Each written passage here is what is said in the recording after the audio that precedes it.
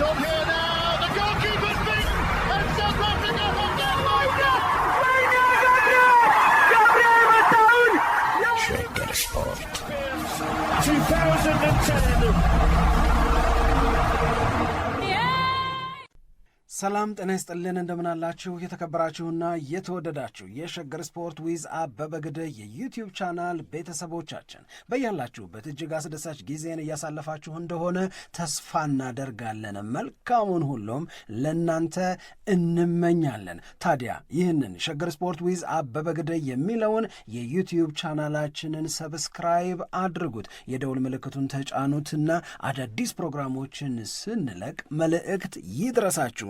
ላይክ በማድረግ እንዲሁም ደግሞ ሊንኩን ለሌሎች በማጋራት በተከታዮች ቁጥር እንድንበዛ የምንሰራቸው ፕሮግራሞችም ብዙ ሰዎች ጋር እንዲደርስ የምታደርጉትን ጥረት አጠናክራችሁ ቀጥሉ እንላለን። እስካሁን ላደረጋችሁልን ድጋፍ፣ እገዛ እና እኛን ለማንቃት ለሄዳችሁት ርቀት በሙሉ ምስጋናችን ትልቅ ነው። በጣም እጅግ በጣም አድርገን እናመሰግናለን። ቀዳሚ ጉዳያችን ማንቸስተር ዩናይትድ በእርግጥ ግብ ጠባቂውን ኦናናን አሰናብቶ ኤሚሊያኖ ማርቲኔዝን ቢያስፈርም ወይም ግብ ጠባቂውን ኦናናን ሸኝቶ እንደነ ኮስታ ያሉትን ግብ ጠባቂ ከፖርቶ ቢያመጣ በአጠቃላይ የግብ ጠባቂ ለውጥ ቢያደርግ ማንቸስተር ዩናይትድ ይጠቀማል ወይ የሚል ነው።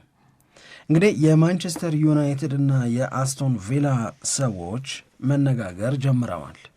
መነጋገር የጀመሩት ትላንትና የእንግሊዝ ጋዜጦች ሰበር ብለው በገለጹት መረጃቸው ላይ ኦሌ ዋትኪንስን ወደ ኦልትራፎርድ የሚወስዱበት እንደዚሁም ደግሞ ምናልባት ማርከስ ራሽፎርድ በዛው በቪላ እንዲቀጥል የሚያደርጉበት ስምምነት ላይ ለመድረስ መሞከር ነው። እግረ መንገዳቸውን ስለ ማርቲኔዝም ይነጋገራሉ። ኤሚሊያኖ ማርቲኔዝ ክለብ የመቀየር ዕድሉ በጣም ሰፊ ነው በሁለት ምክንያት። አንድ እሱ አዲስ ቻሌንጅ እፈልጋለሁ በማለቱ እና ማንቸስተር ዩናይትድን የመቀላቀል ፍላጎቱ እጅግ ከፍተኛ በመሆኑ፣ ሁለት አስቶን ቪላ ገንዘብ ስለሚፈልግ። አስቶን ቪላ ገንዘብ ስለሚፈልግ ባይነኩበት ደስ የሚላቸው ተጫዋቾች አሉ አስቶን ቪላዎች። እንደገና የገንዘብ ፍላጎታቸውን ለማሳካት ገበያ ያወጧቸው አሉ። ስለዚህ ገበያ ያወጧቸው ተጫዋቾች መካከል አንዱ ጥያቄ ከመጣ ሊያስተናግዱ ከተዘጋጁባቸው ተጫዋቾች አንዱ ኤሚሊያኖ ማርቲኔዝ ነው። አሁን ኤሚሊያኖ ማርቲኔዝን እያሰብን ኦናናን እያስታወስን ነው በዚህ ጉዳይ ላይ መነጋገር ያለብን። አንዳንድ ሰዎች ምን ይላሉ? አንድሬ ኦናናን ሸኝቶ ማንቸስተር ዩናይትድ ተሳክቶለት ኤሚሊያኖ ማርቲኔዝን በእጁ የሚያስገባ ከሆነ ኤሚሊያኖ ማርቲኔዝ የማንቸስተር ዩናይትድ ግብ ጠባቂ በሆነ ማግስት ወይ ወዲያው ለማንቸስተር ዩናይትድ ደጋፊዎች የይቅርታ መልእክት ማስተላለፍ አለበት ይላሉ። ለምንድን ነው ኤሚሊያኖ ማርቲኔዝ ይቅርታ የመጠየቅ ግዴታ አለበት ብለው የሚሉት?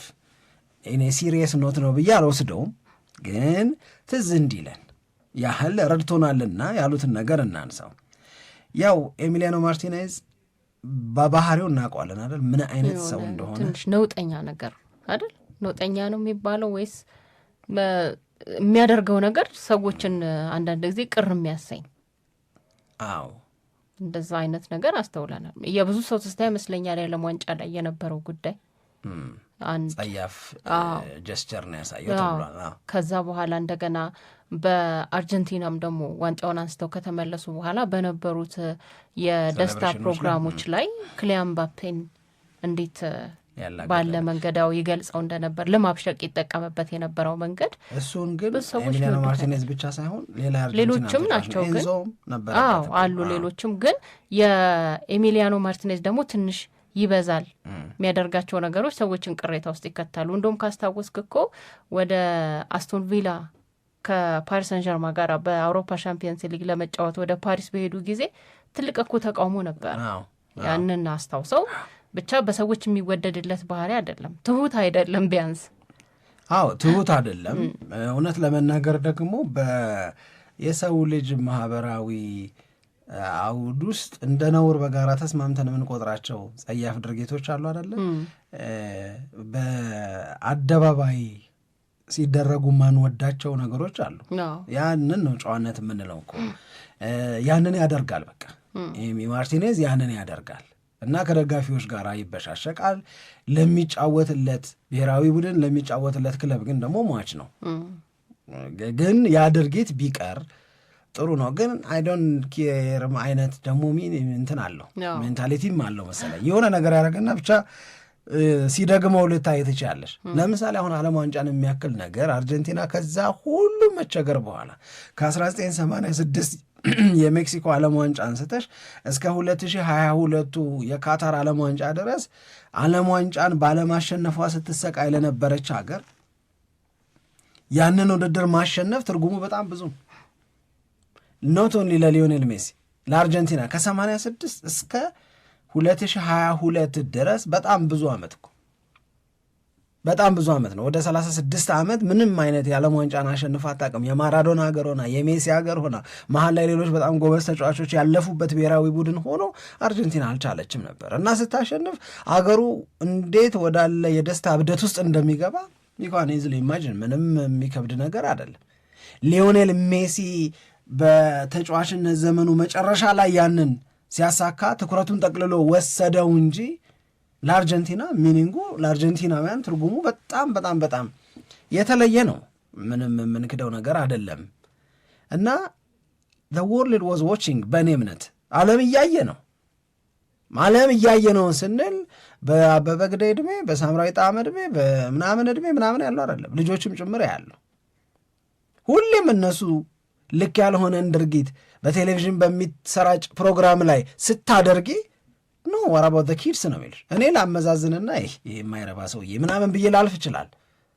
አንቺ እንደዛ ልትይ ትችላለሽ። ማመዛዘን በምንችልበት ዕድሜ ላይ ስለደረስን ማለት ነው። ያንን ማድረግ የማይችሉ ልጆች ግን በቴሌቪዥን አይቸው ብለው እንዲህ ያለውን ጸያፍ ነገ በአደባባይ ቢያደርጉት የሚያስወቅሳቸውን እንዲገለሉ የሚያደርጋቸውን ነገር ዓለም ዋንጫን ያህል ከሚያሸንፍ በረኛ ሲያዩ እንዴት ስለነሱ ግዴለሽ ሊሆን ይችላል? ልጆችም ጭምር እኮ ያዩታል አደለም? እንዲህ ያለውን ጸያፍ ነገር ሳምሪ፣ አምባጓሮ፣ ግብግብ፣ መተናነቅ፣ ባድ የሆኑ አክቶችሽን በሙሉ ሲወቅሱሽ መጀመሪያ የሚሉት ኢቭን ዘ ኪድስ እያዩ አይደል እንዴ ምናምን ይባላል። ልጆች እያዩ እኮ ምን ብለህ ነው ይሄንን ድርጊት እነሱ ነገ እንዳያደርጉት ልትመክራቸው የምትችለው? በቃ ምንም መፈናፈኛ ያሳጡሻል። ይሄ ሰው ግን ኤሚ ማርቲኔዝ ግን ዓለም ዋንጫው ላይ እዛ ፖዲየሙ ላይ ቆሞ ሴክሹዋል ጀስቸር ነው አይደል የሰጠው? ምንድን ነው አሁን ይሄ? ይደርስ የለው የቤት አሉ ብዙ ሰዎች። እውነቴን እኮ ነው የምናገር።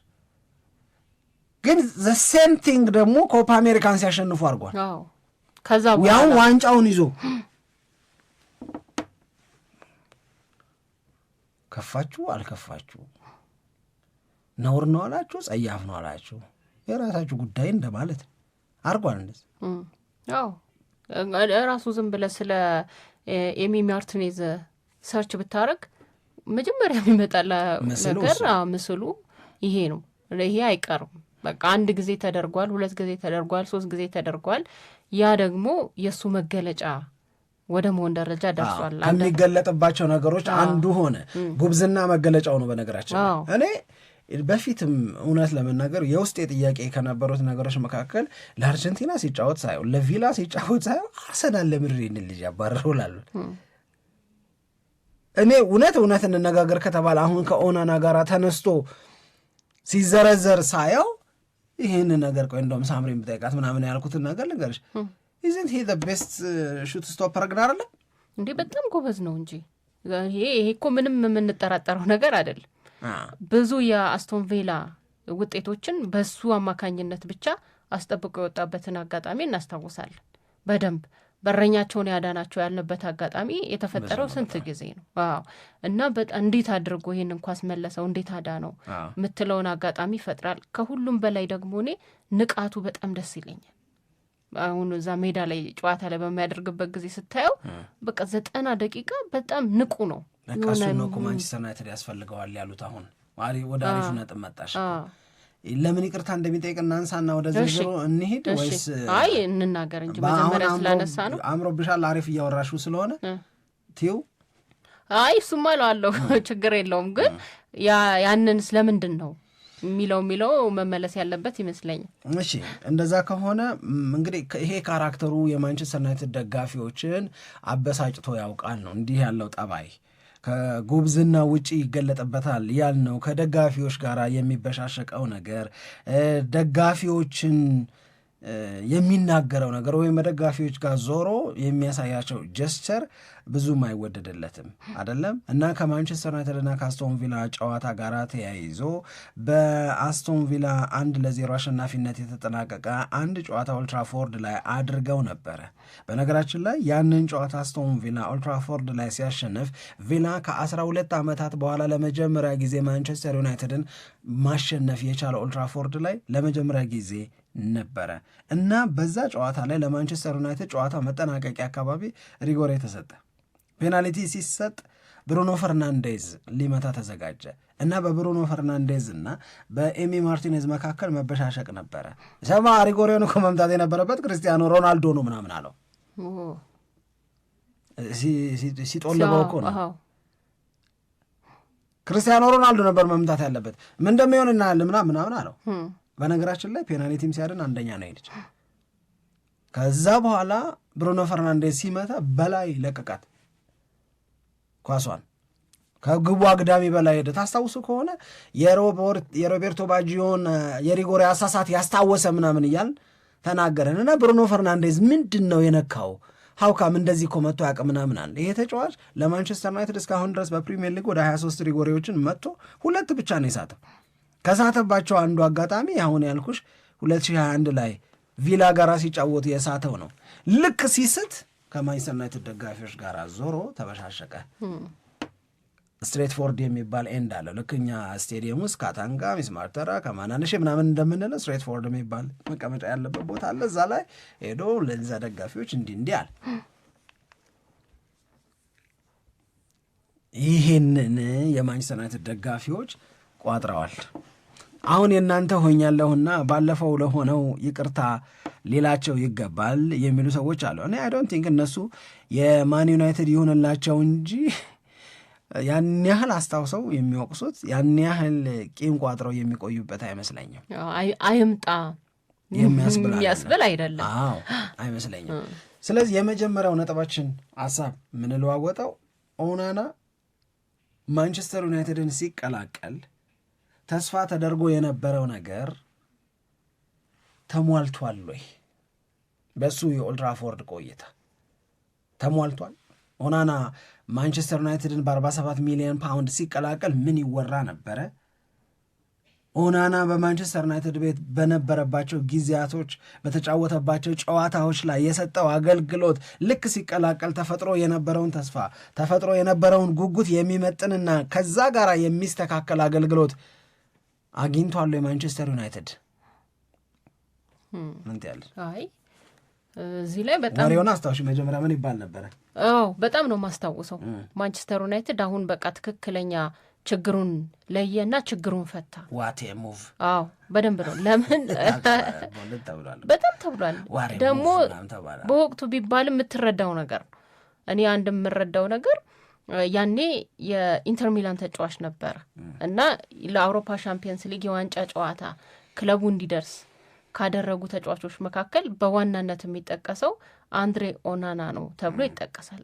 ከዛ በተጨማሪ ደግሞ በእግር የመጫወት ችሎታው አንድ ሰሞን ግብ ጠባቂዎችን በተመለከተ በሰፊው ከሚነሱት ነጥቦች መካከል አሁንም ይባላል። በእርግጥ ግን ያኔ በተደጋጋሚ ይነሳ የነበረው በእግርም ይጫወታሉ እና ክለቦችም ደግሞ ምርጫቸው አድርገው እነዛን ተጫዋቾች ሲያስፈርሙ ነው በደንብ አድርገን የምናስታውሰው አይደለ? ለምሳሌ በማንቸስተር ሲቲ ኤደርሰን፣ ከዛ በኋላ ራያም ወደ አርሰናል ሲመጣ የሚነገሩ የነበሩት መረጃዎች የእጅ ብቻ አይደለም የእግርም ስራ በደንብ ይሰራሉ፣ በእግርም ይጫወታሉ ነው እና ኦናና በደንብ አስታውሳለሁ። እኔ አድማጮች የሚያስታውሱ ይመስለኛል።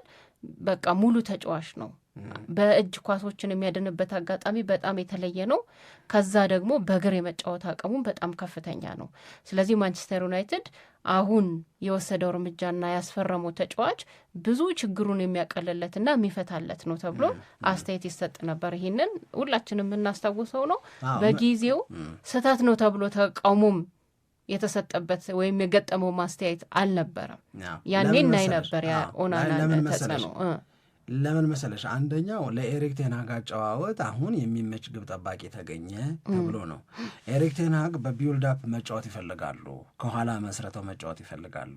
ከኋላ መስረተው ለመጫወት ደግሞ ግብ ጠባቂው በእግር ለቡድን ጓደኞቹ የሚሰጣቸው ኳሶች በትክክል ለጓደኞቹ የሚደርስ እግሩን በትክክል መጠቀም የሚችል ግብ ጠባቂ ቢሆን ኤክስትራ አድቫንቴጅ ነው ለዛ አሰልጣኝ። ምክንያቱም እሱ የሚሞከሩበትን ኳሶች እየተወረወረ የሚይዝ ጥሩ ግብ ጠባቂ ብቻ አይደለም፣ ይልቁንም በእግሩ መጠቀም በአጭርም ይሁን በረጅም ርቀት የሚያሻግራቸው ወይም ፓስ የሚያደርጓቸው ኳሶች ኦልሞስት ፐርፌክት ናቸው። ይሄ በረኛ አይደለም እንደውም ሚድፊልደር በለው ያለ ሰው አለ እና እንደ እውነቴ ነው እንደዛ ምናምን ተባለና በጣም ነው የተንቆለጳጰሰው እውነት ለመናገር ኦናና ከዛ የመጀመሪያዎቹ ጥቂት ጨዋታዎች ላይ ኳስ እየገፋ ከግብ ጠባቂ ክልል ወጥቶ ወደ መሃል ምናምን ሲሄድ ይህ ሰውዬ ምናምን ያቺ ያልናት ነገር የመጣች ምናምን እኮ መስሎን ነበር ፓስ ሊያደርግ እውነትም የተባለው ነገር አሁን ማንቸስተር ዩናይትድ አለፈለት ምናምን ተባለ። በእኔ እምነት ግን ኦናና ማንቸስተር ዩናይትድን በዋናነት ተቀላቀለ ጊዜ የተነገረው በእግሩ መጠቀም የሚችል ግብ ጠባቂ ነው የሚለውም ግብ ጠባቂ እግሩም ባይኖር በእጁ እየተወረወረ የሚያድነውን ኳስ የማዳን ስራንም አላከናወነም ነው መለሆነ በቅጡ ሁለቱም ይሄ ለእግሩ ሲባል በእግሩ ለሚሰጠው ተጨማሪ አገልግሎት ሲባል ፈረመ ምናምን የሚለው እኔ በዛም አስበልቷቸዋል። ኳስ እያሳጠረ አሁን ከዶርጉ ጋር መናበብ አቅቷቸው ማንቸስተር ዩናይትድ ላይ የገባውን ጎል ከጋላታሳራይ ጋር ሁለቴም ሲጫወት ማንቸስተር ዩናይትድ ላይ የገባው ጎል ባየር ሚዩኒክ ላይ የተሳሳተው ጎል እያልኩ እንደዚህ ልዘረዝርልሽ የምችላቸው በጣም ብዙ ጨዋታዎች አሉ። በደንብ አድርጎ ነው ያስበላቸው፣ በደንብ አድርጎ ማለት ነው።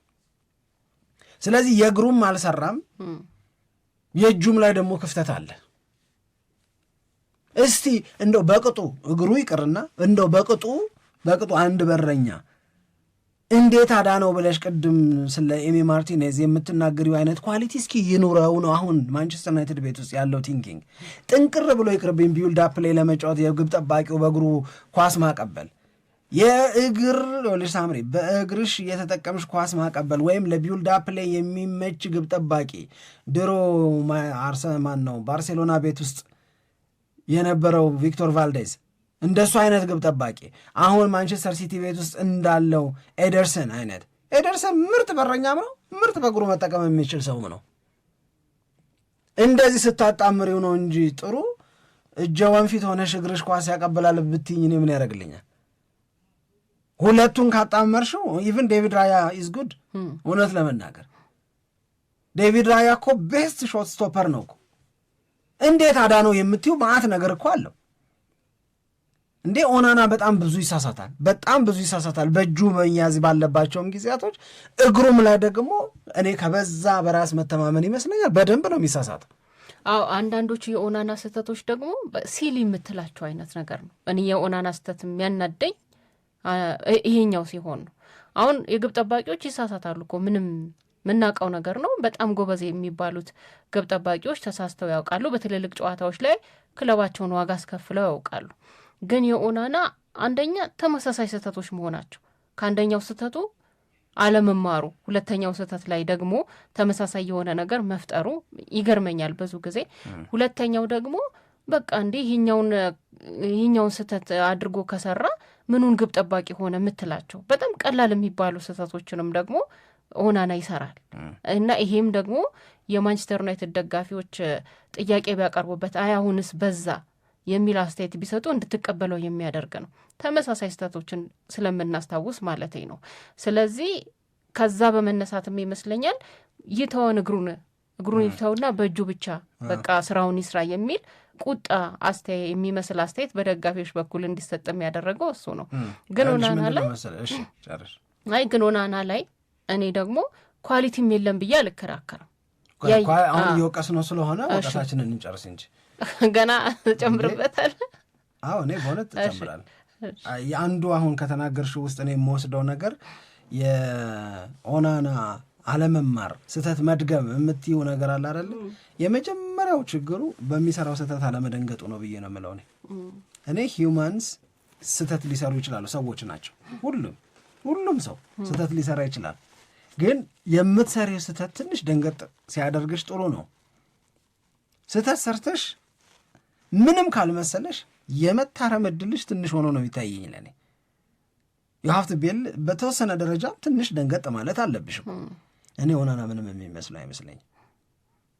ይህ ሲቆዝ ምናምን አታየውም፣ ጎምልል እያለ ምናምን ነገም ዝም ብሎ የሚመጣ ነው የሚመስለኝ።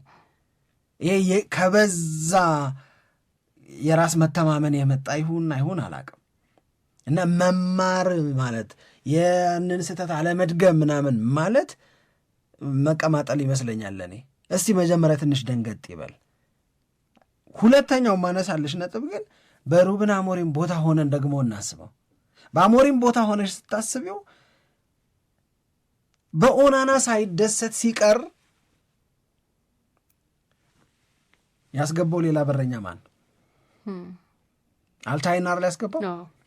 እሱን ሲያስገባው መንታ ስህተት አልሰራም፣ የኦናናን አይነት ስህተት። አሁን አሞሪም ቦታ ሆነሽ አስቢው። ይሄ ያሉሽ ኦፕሽኖች አንዱን ስታስገቢ አንዱ አሪፍ እድል አገኘሁ ብሎ በሚገባ አቅሙን ቢያሳይና ጥሩ አገልግሎት ቢሰጥሽ እኮ ይሄንን ሳታጫውቹ ትቀጥያለሽ። የዚህኛውን ስህተት አጠናክሮ የሚቀጥል ከሆነ ግን ምን ትርጉም አለ? ሳይደሰት እኮ ቀረ።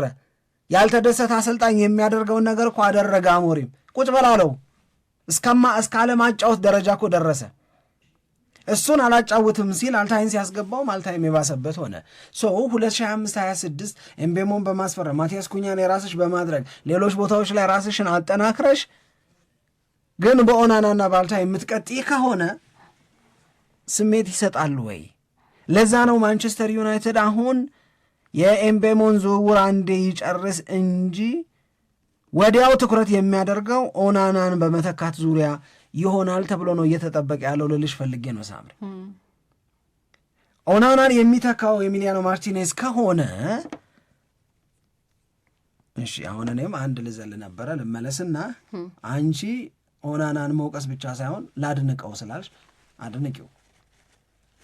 አይ ምንም ኳሊቲ የሌለው ግብ ጠባቂ ነው ብዬ አላየውም የሚለውን አስተያየት መስጠት ነው የፈለግኩት። በደንብ ኳሊቲ ያለው ተጫዋች መሆኑን ተመልክተን እናውቃለን። ግን ያንን ኳሊቲውን ያንን ጥሩ የሚባለውን የግሉን ብቃት በማሳደግ ረገድና በቃ ይሁን የተዋጣለት ግብ ጠባቂ በመሆን ረገድ ግን በጣም ትልቅ ክፍተት አለ። አሁን ከአያክስ ማስታውሰው እኔ ወደ ኢንተር ሚላን ሲመጣ ይነገሩ የነበሩት ነገሮች በሙሉ ፖዘቲቭ ናቸው። ከኢንተር ሚላን ወደ ማንቸስተር ዩናይትድም ሲመጣ ይነገሩ የነበሩት ነገሮች በሙሉ ፖዘቲቭ ናቸው። ግን አሁን ማንቸስተር ዩናይትድ ቤት መጥቶ ያሳየን ስራ ደግሞ በጣም በጣም የሚወቀስ ነገር ያለው ነው። ግን ሌላም ደግሞ ኳሊቲም አለ። ጨዋታዎች ላይ እኮ አይተናል እኮ ደብል ሴቭ ሁሉ ሲያድን አይተናል። በቃ ጥሩ የሚባሉ ኳሶችን ሁሉ ሲያወጣ አይተን እናውቃለን። ጥሩ የሚባሉ የእጅ ኳሶችን ሲያድን የተመለከትንበት አጋጣሚ አለ። ኦናና ዛሬ ጥሩ ነበር ብለን የተናገርንባቸው ጊዜያቶች አሉ። ግን ያኛው ከስህተቱ ጋር ስታነጻጽረው ሚዛን ይደፋሉ የሚለው ሌላ ጥያቄ ነው። አንድ እሱ። ሁለተኛ ግን ኳሊቲን በማሳደግ ራስን በማሻሻል ረገድ እና አሁን ግብ ጠባቂዎች ላይ በየጊዜው የምታያቸው እድገቶች አሉ። ያንን በማምጣት ረገድ የኦናና ክፍተት ግን ሰፊ ነው ብዬ ነው ማስበው። ጨዋታ በመምራት ረገድ ራሱ በጣም እኔ ትልቅ ክፍተት ያለበት ይመስለኛል። ሌሎች ግብ ጠባቂዎች ከሚደነቁበት ነገር መካከል አንደኛው ይህ ኳስ ማዳን ብቻ እኮ አይደለም። እነሱ ጨዋታውን ለመመልከት በጣም የተሻለ ጊዜ አላቸው። በእንቅስቃሴ ላይ ካሉት ተጫዋቾች በተሻለ ማለት ነው ትኩረት ይፈልጋል ብዙ ጊዜ እንደምንናገረው እና ያንን በማድረግ የትኛው ቦታ ላይ የተሻለ ድል እንዳለው ቡድናቸው በመረዳት ረገድና በዛም ቦታም ደግሞ ለመጠቀም የሚያደርጉትን ጥረት በተመለከተ ብዙ ግብ ጠባቂዎች እዚህ ላይ ክለባቸውን ሲጠቅሙ በደንብ አድርገን ነው የምናስታውሰው። ኦናና ግን እዚህም ላይ የራሱ የሆነ ችግር አለበት፣ ትኩረት የማጣትም ችግር አለበት ብዬ ነው ማስበው። ግን ከሁሉም በላይ ያለውን ኳሊቲ በማሳደግ ረገድ ስላልሰራ ስህተቶቹም ደግሞ ተደጋጋሚና የማይታረሙ ስለሆኑ ስህተቱ የበለጠ ገዝፎ እየታየ ነው ብዬ ነው የምረዳው። እኔ አሁን ያነሳሻቸው አጋጣሚዎች በሱ የማንቸስተር ዩናይትድ ቆይታ አልተፈጠሩም አለልም፣ የተፈጠሩበት አጋጣሚ አለ። ነገር ግን አንድ ለማንቸስተር ዩናይትድ እንዲጫወት የፈረመ ግብ ጠባቂ በእነዚህ ጥቂት አጋጣሚዎች ላይ ያደረጋቸው ደብል ሴቮችም ይሁን እንዴት አዳነው የሚባሉ ነጠላ ማዳኖች ቢሆን መለኪያዎቹ ሊሆኑ ይገባል ብዬ በፍጹም አላስብም። እኔ በፍጹም ይሄንን ሀሳብ አልቀበለውም። አድርጓል፣ ፋክት ነው። ነገር ግን በቂ አይደለም። ምንም ኳሊቲ የለውም ብለህ ነው አሁን ያልሻቸው ኳሊቲዎች ሲደጋገሙ ወይም ቢደጋገሙ ኖሮ ነው ትርጉም የሚሰጠኝ። ለእኔ አልተደጋገሙም። ዛሬ ጥሩ ነው ካልሽኮ the last days ላይ የነበረውን ነገር በሙሉ እየነገርሽኝ ነው ማለት ነው እኮ ገብቶሻል። ይሄ አልፎ አልፎ የሚያደርጋቸው ነገሮች እኮ አሉ። የልጁ ግብ ጠባቂ በማንቸስተር ዩናይትድ ቆይታ ብቻ ሳይሆን በአያክስ በኢንተር ሚላንም ይገመገማል። ለካሜሮን በሚሰጠው አገልግሎትም ሊገመገም ይችል ይሆናል። እንደ ግብ ጠባቂ የት ጋ ነው የሚለውን ነገር ከዛ ተነስተን ልንነጋገር እንችላለን። አሁን ግን ስፔሲፊካሊ በምን ታጥረን ነው የምናወራው? የማንቸስተር ዩናይትድ ቆይታው ኦናናን አሪፍ ያደረገዋለሁ ካልሽን ግን አሪፍ ያደረገው ማንቸስተር ዩናይትድ እሱን ለመሸኘት የሚወስነው ማንኛውም ውሳኔ ልክ ብቻ ነው የሚሆነው። እኔ ኦናና ለምሳሌ አንድ የአርሰናል ደጋፊ ዴቪድ ራያ ስላለ ልበ ሙሉ የሚሆነውን ያህል ወይም አሊሰን ቤከር ስላለው የሊቨርፑል ደጋፊ የሚሰማውን አይነት ስሜት ወይም ኤደርሰን ስላለው የሲቲ ደጋፊ የሚሰማውን አይነት ስሜት ኦናና አለኝ ብሎ የማንቸስተር ዩናይትድ ደጋፊ ይሰማዋል ወይ? ይሄ ዛት ሃዝ ቱ ቢ ዘ ኬዝ። ያ ነው መሆን ያለበት እኮ ሳምሪ። በቃ ድሮ ቫንደርሳር እያለ የሚሰማው አይነት ስሜት፣ ኢቭን ዴቪድ ዴሃያ እያለ ይሰማው የነበረው ስሜት፣ ከዛ በፊት እነ ፒተር ሽማይክል የነበሩ ጊዜ የሚሰማቸው አይነት ስሜት ኦናናን ይዞ ማንቸስተር ዩናይትድን የሚደግፍ ሰው ቅድም ባልኳቸው ክለብ ደጋፊዎች ልክ በበረኛቸው የመተማመን ስሜት ይፈጠራል ወይ? ይሄ ነው ጥያቄው የሚሆነው እንጂ በሆኑ ጨዋታዎች ላይ ያዳናቸውን ኳሶች ቆጥሬ ግን እኮ ኳሊቲ ያለው ምናምን ልል አልችልም። አለው ኦናናን ለብቻው እንደ ግብ ጠባቂ እንዴት ነው ብለን የአያክሱንም የኢንተር ሚላኑንም የካሜሩኑንም የማን ዩናይትዱንም ምናምን ስንሰብስበን ስናወራ ነው። አሁን ስለ ማንቸስተር ዩናይትድ ከሆነ የምንነጋገረው ግን ማንቸስተር ዩናይትድ ይሄንን ተጫዋች በ47 ሚሊዮን ፓውንድ ከኢንተር ሚላን በማስፈረሙ እኔ ተበልቷል ነው ምለው። እኔ እንደዛ ነው የሚሰማኝ። የእውነት ንገረኝ ካልሽ ስሜቴ ነው። ከቀየረው ትልቅ ግልግል ነው ነው ምለው። ለማንቸስተር ዩናይትድ ትልቅ ግልግል ነው የሚሆነው የሚል ስሜት ነው ያለኝ እና እንዴ በቃ መሰረታዊ የሚባሉት ነገሮች ላይ ጎበዝ የሆነ ግብ ጠባቂ ይሻለዋል ለማንቸስተር ዩናይትድ። መሰረታዊ የሚባሉትን ነገሮች አጓድለሽ በእግሩ ግን ጎበዝ ነው ብትይኝ እኔ ካሁን በኋላ አልሰማም። በእውነት አልሰማም። ትምህርቴን ወስጃለሁ በደንብ። አለበለዚያ ራሱን ኦናናን መሆን ነው የሚያለው። ፋንዳሜንታልስ የሚባሉት አላ መሰረታዊ የሚባሉት ነገሮች ላይክ ለምሳሌ ሾት ስቶፒንግ፣ በቃ ኳስ ማዳን አለብሽ። እዚህ ላይ ኤሚሊያኖ ማርቲኔዝን የሚያህል እኔ የለም ነው ምለው ነኝ። እውነቴን ነው የምነግርሽ። ግዙፍ ነው፣ አለርትድ ነው፣ በጣም ንቁ ነው። ያድናቸዋል፣ አይገልጸውም። የኳስ ሲይዝ ማለት ነው። ስህተት መቀነስ ኤሚሊያኖ ማርቲኔዝ ትልቁ ኳሊቲው እሱ ነው። እነዚህ ስህተት መቀነስ ሳትቺ የሚመታብሽን ኳስ ስለ ማዳንሽ እርግጠኛ መሆን ሳትቺ የሊደርሺፕ ኳሊቲ ቅድም እንዳልሽው በረኛ ስቴብል ስለሚሆን ቦታዎች ላይ ያያል። ቢያንስ አጠገቡ ያሉትን ባክስሪው ላይ ያሉትን የማንቸስተር ዩናይትድ ተከላካዮች መምራት ላይ በደንብ ነው የሚያግዛቸው ብዬ ነው የማስበው። የዊኒንግ ሜንታሊቲ እሱ ቀላል አይደለም። ዊኒንግ ሜንታሊቲ ያለው ሰውየው እግሩ ምናምን እኔ እንጃ። እንግዲህ ግን ማንቸስተር ዩናይትድ አይጠቀምም ይህንን ግብ ጠባቂ ካስፈረመ ብለን መናገር አንችልም። ግን መጀመሪያ የሚጠቀመው ማርቲኔዝን በማስፈረሙ ሳይሆን ኦናናን በመሸኘት ማርቲኔዝን ባይሆን አልኩሽ እኮ ኮስታንም ቢያስፈርም ኮስታም በጣም አሪፍ ግብ ጠባቂ በቃ የሚያድን እስቲ መጀመሪያ ይዳን እስቲ ገባሽ ምን እስቲ ይዳን መጀመሪያ አሁን ለዛ ከብለን ላርጎ መስጠት አያቅተው ማንም ግብ ጠባቂ ቢሆን ልክ ነው። ለኢሚሊያኖ ማርቲኔዝ አሁን አስቶን ቪላ እየጠየቀ ነው የሚባለው ገንዘብ 40 ነው። ርካሽ ማለት አይደለም ማለት ከልጁ ዕድሜ አንጻር ሲታይ 33 ከዛ አንጻር ሲታይ ርካሽ የሚባል ዋጋ ነው ብሎ እየተጠራ አይደለም። እንደገና ምን ያክል የረጅም አገልግሎት ላገኝ ይችላለሁ በዚህ የሚለውን ማንቸስተር ዩናይትድም ደግሞ በደንብ ማሰብ አለበት ነው። ከሁሉም በላይ ግን ሌላ ጥያቄ የሚሆንብኝ እኔ አስቶን ቪላ ለምንድን ነው መሸጥ የፈለገው የሚለው ላይ ጥያቄዎች አሉ። ፍራንክ ካልሆነ በስተቀር የኳሊቲ ሁኔታ አይደለም። ደህና ገንዘብ ሊያገኝ የሚችለው ይህንን ተጫዋች ቢሸጥ ነው እንጂ ከአስቶን ቪላ ጋራ ኤሚሊያኖ ማርቲኔዝ ቢቆይለት አስቶን ቪላ በደንብ አድርጎ ይፈልጋል ብዬ ነው እኔም እምረዳው። ስለዚህ ከገንዘብ ጋራ ነገሩ ተያይዞ የመጣ መሆን አለበት የሚለው ነው። ሌላ ግን ማንቸስተር ዩናይትድ እንደተባለው ቅድም የዘረዘርናቸው ጥሩ የሚባሉ ኳሊቲዎች አሉት። የፕሪሚየር ሊግ ኤክስፔሪየንስ ያለው ተጫዋች መሆኑ ራሱ አንድም ያስመርጠዋል ተብሎ ነው አስተያየት እየተሰጠ የሚገኘው። ፕሪሚየር ሊጉ ምን እንደሚፈልግ ትኩረት ያደረገው እዛ ላይ ነው።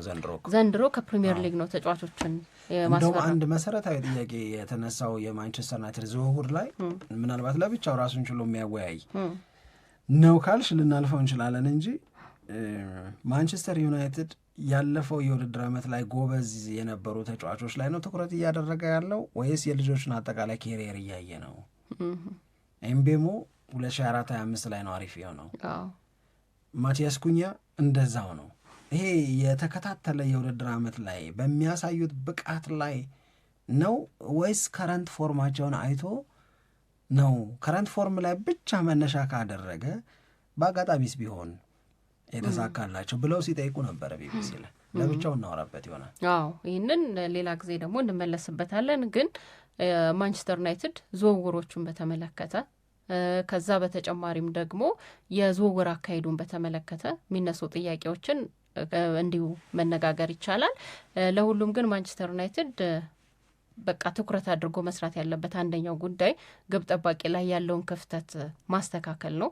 ለዛ ደግሞ በአብዛኛው ስሙ እየተያዘ የሚገኘው ከኤሚሊያኖ ማርቲኔዝ ጋራ ነው እና ምን ይጠቀማል ማንቸስተር ዩናይትድ ኦናናን ሸኝቶ ይህንን ግብ ጠባቂ ቢያስፈርም የሚለው ላይ በደንብ ውይይት አድርገናል ብዬ ነው ማሰብ። ከሱ ፊት የሚቆሙ ተከላካዮች በሙሉም እንደሱ ንቁ ይሆናል። እንዲያርግ ምናምን ብሎ ይመራል እና ምናልባት ከነ ፒተር ሽማይክል በኋላ በደንብ መሪ የሆነ ግብ ጠባቂ የሚሆነው ኤሚሊያኖ ማርቲኔዝ ነው ተብሏል። ማንቸስተር ዩናይትድ ይሁን ብሎ ካስፈረመው ማለት ነው። በጣም እናመሰግናለን። በኋላ እንገናኛለን። በጣም አዳዲስ የዝውውር መረጃዎችን ይዘን እስከ ምሽት 2:30 ድረስ አዳዲስ ነገሮችን ወደ እናንተ የምናደርስ ይሆናል። ኢትዮጵያ ለዘለዓለም ትኖር።